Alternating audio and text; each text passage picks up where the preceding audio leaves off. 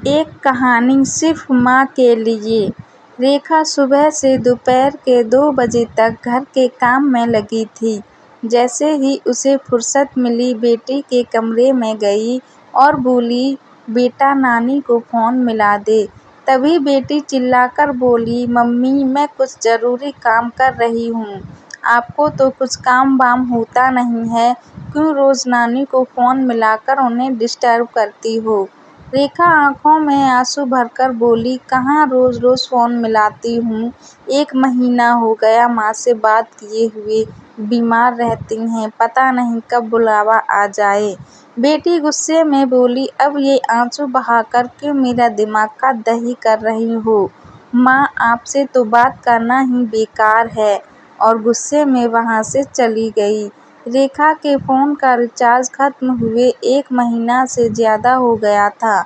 सबको कह चुकी थी फ़ोन रिचार्ज कर दो, मगर पति, बेटा, बेटी किसी को फुर्सत ही नहीं थी। अभी वह आंसुओं को पोंछ कर कमरे से बाहर ही निकली थी कि दरवाजे की घंटी बजी। रेखा ने जैसे ही दरवाज़ा खोला, बेटा गुस्से में चिल्लाकर बोला, दरवाज़ा खोलने में इतना टाइम लगता है। रेखा बोली, बेटा दूसरी घंटी में ही दरवाज़ा खोल दिया था। बेटा चिल्लाकर बोला, बस और सफाई मत दो, भूख लगी है, कुछ खाना ला दो।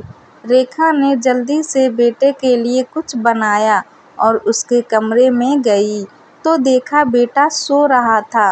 रेखा ने बेटे को जगाया तो वह इतनी जोर से चिल्लाकर बोला कि रेखा डर गई और बोला, जब नींद आ गई थी तो जगाया क्यों।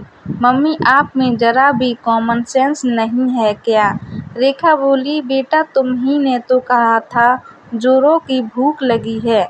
बेटा बोला, मम्मी आपसे तो बहस करना ही बेकार है, आप टेंशन देती हो।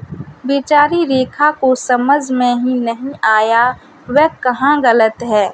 वह रोते रोते रसोई में आकर फिर से काम में लग गई।